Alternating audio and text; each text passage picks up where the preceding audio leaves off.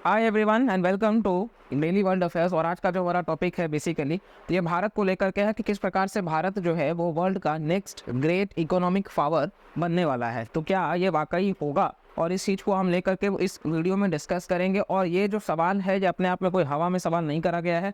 Basically आप देखोगे कि कहीं ना कहीं आपको ये देखने को मिल जाएगा, हार्वर्ड बिजनेस रिव्यू जो यूएसए बेस्ड ये है, उनका ये आर्टिकल है इंटरनेशनल बिजनेस के कंटेक्स्ट में कि is India the world's next great economic power. तो क्या भारत जो है वो विश्व का अगला ग्रेट इकोनॉमिक पावर है क्या? तो इन सभी चीज़ों को हम डिस्कस करेंगे वीडियो में। वीडियो काफ़ी इंटरेस्टिंग होगा और ये जो होगा ये आर्टिकल बेस्ड होगा और हम बाकी भी तरीके से रिसर्च किए हैं, तो इस वजह से कोई हाइपोथेटिकली हम नई सिचुएशन की बात करेंगे।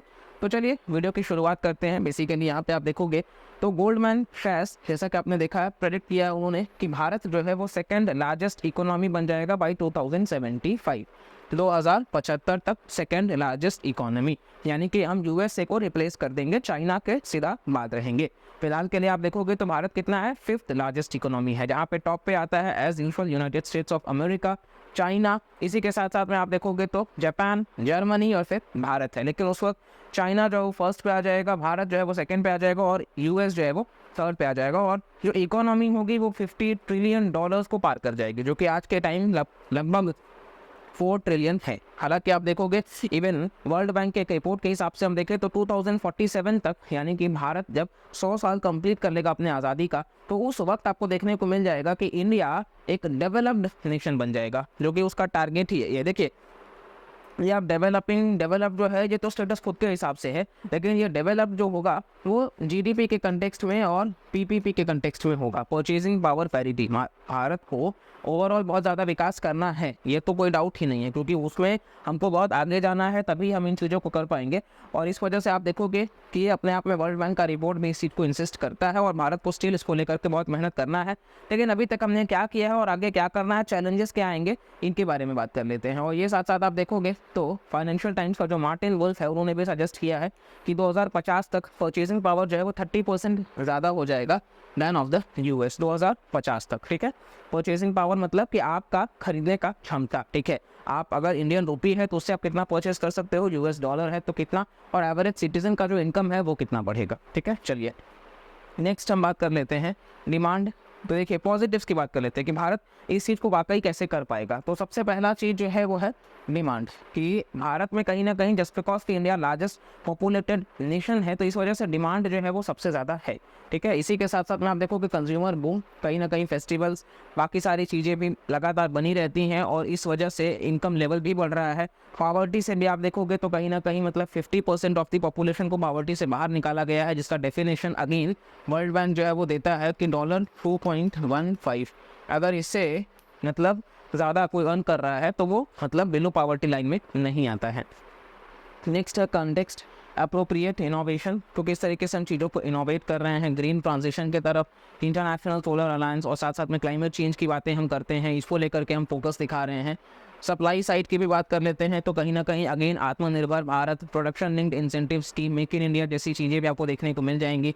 फिर डेमोग्राफिक डिविडेंड, अब ये आबादी जो है इसमें आप देखोगे 62% ऑफ द पॉपुलेशन जो है वो स्टिल 35 ईयर्स से भी कम एज का है, जो कि अपने आप में बहुत बड़ी बात है। अब उसको हमको उनको ह्यूमन कैपिटल में कन्वर्ट करना होगा, स्किल एनहांस करना होगा। ठीक है, फिर आप देखोगे फाइनेंस का एक्सेस भी, तो कहीं ना कहीं विश्व से आपको देखने को मिल जाएगा कि इन्वेस्टमेंट्स देखने को मिल रहा है, और ये कॉन्फिडेंस इसलिए बन पा रहा है क्योंकि भारत इस चीज़ को फुलफिल कर रहा है। नेक्स्ट, इंफ्रास्ट्रक्चर में भी हम अपग्रेडेशन कर रहे हैं, फिजिकली भी और डिजिटली भी आगे बढ़ रहे हैं हर तरीके से। फैसिलिटेटर्स वगैरह भी आपको देखने को मिल जाएंगे। डोमेस्टिक पॉलिसी में भी रिफॉर्म्स लाया जा रहा है कि किस प्रकार से हम चीज़ों में बदलाव ला सकते हैं। जियो पॉलिटिकल लिए ये स्वीट स्पॉट बन गया है। ठीक है, और डायस्पोरा डिविडेंड, कहीं ना कहीं विश्व भर में आप देखोगे भारतीय जो हैं वो पूरे विश्व में आपको देखने को मिल जाएंगे। तो ये डायस्पोरा डिविडेंड की बात करी गई है। ठीक है, तो ये तो हमने पॉजिटिव्स की बात करी है कि ओवरऑल आप देखोगे इंडियन इकोनॉमी जो है वो इस तरीके से कहीं ना कहीं फिगर आउट कर रही है, ये तो मतलब उस तरफ अग्रसर करते हैं। लेकिन नेगेटिव्स क्या है, आइए इसके बारे में देख लेते हैं। तो बैरियर्स में आप देखोगे अनबैलेंस्ड ग्रोथ है, तो ज़रूरी नहीं है कि जिस प्रकार से महाराष्ट्र और गुजरात ग्रो कर रहे हैं उसी प्रकार से वेस्ट बंगाल और बिहार भी ग्रो करे। तो ये आप देखोगे अनबैलेंस्ड ग्रोथ एक है।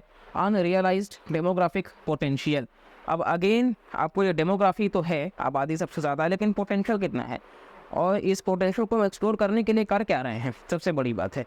तो ये अनरियलाइज्ड डेमोग्राफिक पोटेंशियल और अनरियलाइज्ड ईज़ ऑफ बिजनेस और इनोवेशन पोटेंशियल। तो ईज़ ऑफ बिजनेस अभी भी हमको R&D पे काफ़ी खर्च करने की ज़रूरत है, रिसर्च एंड डेवलपमेंट पे, साथ साथ में मैन्युफैक्चरिंग सेक्टर को और बढ़ावा देना चाहिए और बाकी स्ट्रक्चरल रिफॉर्म्स भी करते रहना है चीज़ों को लेकर के, ठीक है। नेक्स्ट यहाँ पे हम देखें तो भारत जो है वर्ल्ड बैंक के हिसाब से ये फास्टेस्ट ग्रोइंग मेजर इकोनॉमी रहेगा और 2024 तक आपको देखने को मिल जाएगा। और अपकमिंग भी 3 से 4 साल तक ये बता रहे हैं कि मतलब भारत फास्टेस्ट ग्रोइंग इकोनॉमी होगा। चाइना में आप देखोगे तो स्लो डाउन आपको देखने को मिल ही रहा है और ये इकोनॉमिक स्लोडाउन को पुश कर रहा है। अब मैन्युफैक्चरिंग हब जो है वो चाइना से शिफ्ट करके भारत जैसे कंट्री में आपको देखने को मिल जाएगा। यूएस में भी सेम है, आप देखेंगे यूएस में भी कहीं ना कहीं स्टॉक जो है वो क्रैश कर रहे हैं। हमने देखा सिलिकॉन वैली बैंक किस तरीके से कोलैप्स कर गया, यानी कि बैंकिंग सिस्टम जो है वो अपने आप में उसका फंक्शन जो है वो प्रॉब्लम मतलब क्रिएट कर रहा है। हाल ही में G20 का जो समिट हुआ है, आप देखोगे कि G20 के समिट में भी भारत जो है वो किस प्रकार से चीज़ों को कनेक्ट कर रहा है। तो हर तरीके से क्रिप्टो करेंसी हो या फिर फाइनेंस हो, हर एस्पेक्ट से हम चीज़ों को बढ़ाने की बात कर रहे हैं। साथ साथ में आप देखोगे तो IMF की नीता गोपीनाथ जो हैं, इन्होंने ये भी मतलब बताया कि will China's economy sink deeper.